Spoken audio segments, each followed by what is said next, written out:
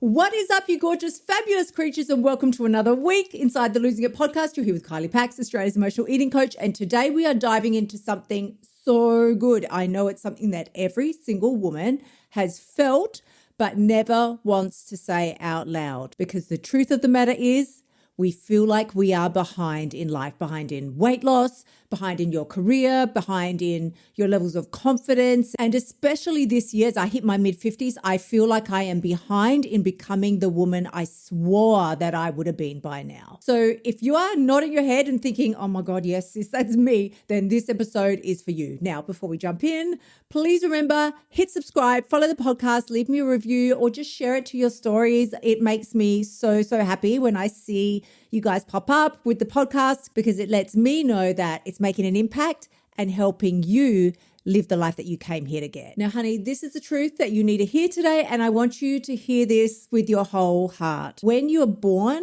you look like your parents, but when you die, you look like your decisions. What have your decisions looked like this past year?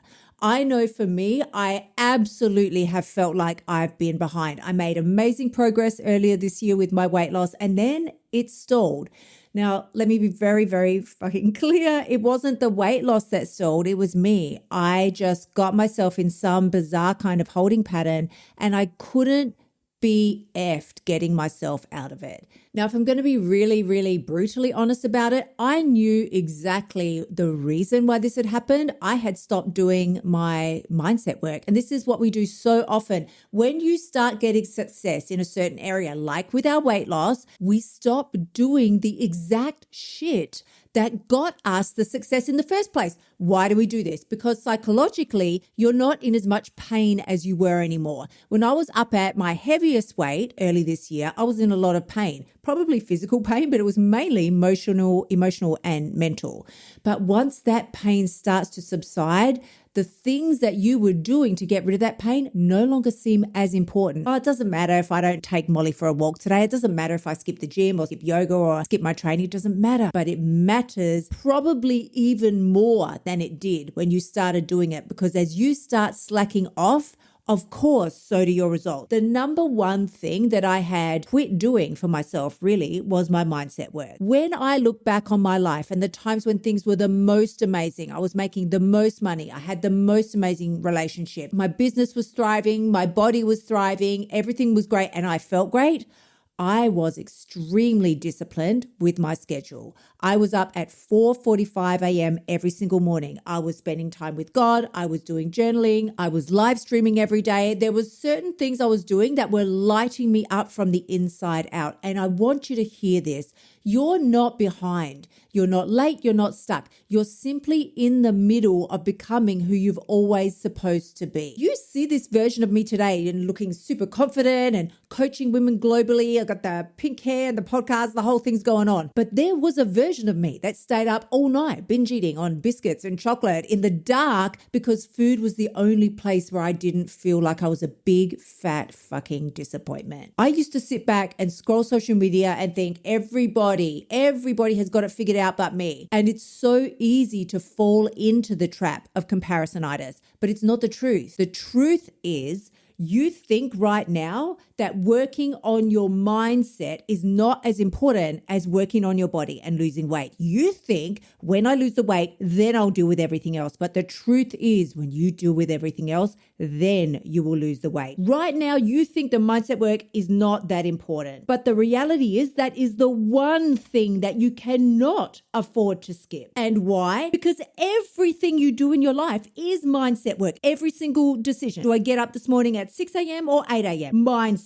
Do I stay up eating all night or do I go to bed? Mindset. Do I skip the workout or do it later? Mind fucking set. You've got to stop being such a weak pussy to yourself and get the fuck up, decide exactly what it is that you want, and then pursue it relentlessly as if your life depends on it. Because honestly, babe, do you want to live a shit life where you're uncomfortable in your body every fucking day, and you live this life full of regret, constant regret, because you know you could have done better, but you chose not to. I'm telling you, as a woman who has been through so many, I'll just say traumatic events, from divorcing the husband that I was with for 25 years, to being diagnosed with chronic lupus and being told that I would be in a wheelchair by the time I was 25. I was molested by two male family members in my, how old was I? It was before the age of 10 and into my teens. And these two people were brothers, and I don't think that each one knew what the other fucker was doing. And to this day, it still burns me that I actually thought,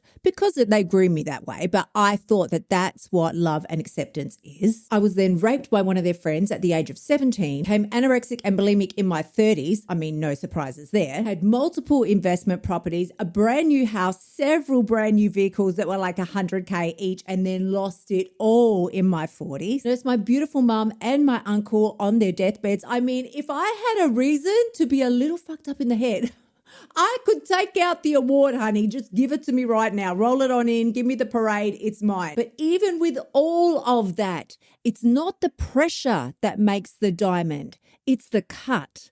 And if you want to win at life, you are going to have to cut out things, people, places, thought processes that do not align with the woman you want to be. Feeling behind usually comes with three little sidekicks. You're either comparing your chapter 1 to somebody else's chapter 20, or you think being confused or lost means that you're failing, or you believe you have to be quote unquote fixed and ready and perfect before you can even start. But listen, I've coached thousands of women, and I'll tell you the one thing that I've really seen every single time for sure. The most successful women on this planet weren't the fastest ones. They weren't the perfect ones. They were the ones that didn't quit when it got messy. Babe, your role between now and the close of this year is to stop seeing other women as your competition and start seeing them as proof that what you want is actually possible. Because the woman who has everything that you want, she's not your competition. You're not in competition with her. She is evidence that the thing, the people, the places, the relationship, the finances, the business, all the things that you want are possible for you as well.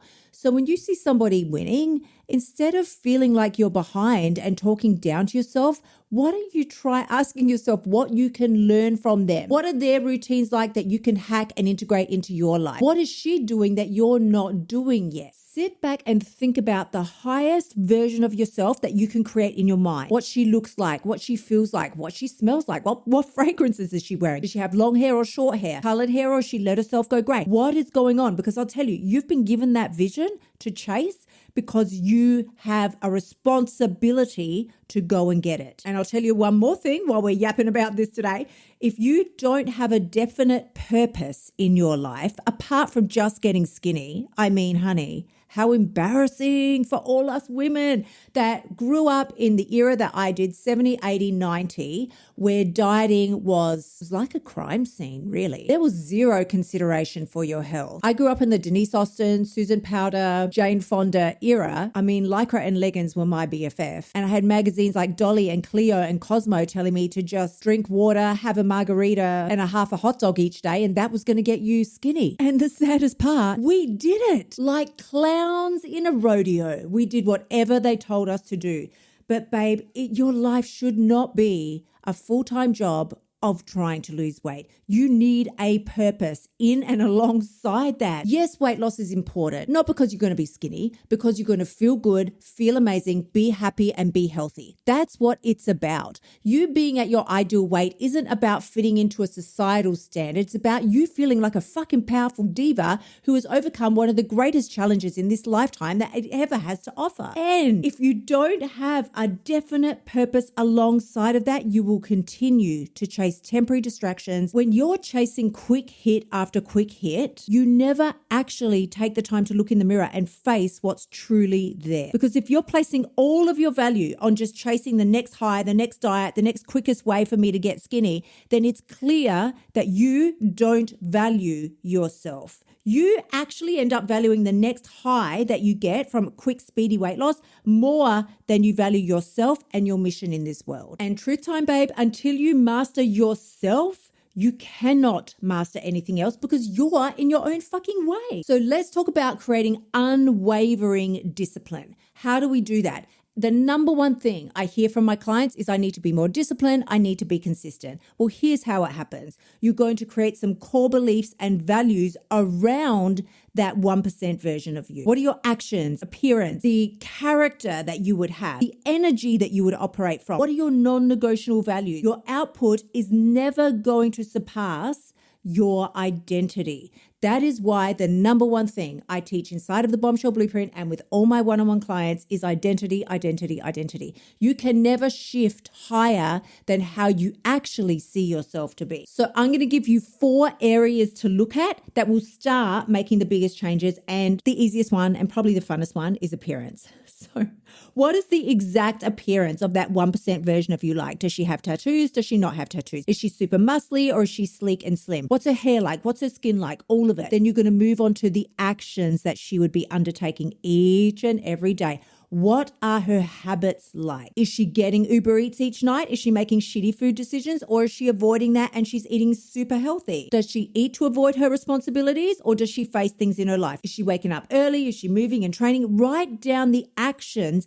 that she would be taking each and every day. And just FYI, as a bonus score, I would also write down the shit that she would not do, the things that she would no longer tolerate. Like she would not sleep in because she knows that the price of that is way too high. She doesn't eat stupid crap all night and watch Netflix. She would never do that. The third thing you're going to do is focus on her energy. Write down the energy that she would possess. Is she positive? Is she high vibe? Is she solution driven? And then lastly, you're going to look at her character, personality, and demeanor. How does she think, feel, behave? Is she reliable and honest, or is she a shady ass beast? And now that you have this blueprint mapped out, all you have to do the next time you want to engage in lower self activities is step into that disciplined version of you. And you can start by cleaning up your socials, unfollow all the people who make you feel like crap, and start following the people who inspire you, make you want to rise up higher and level up. And then ask yourself,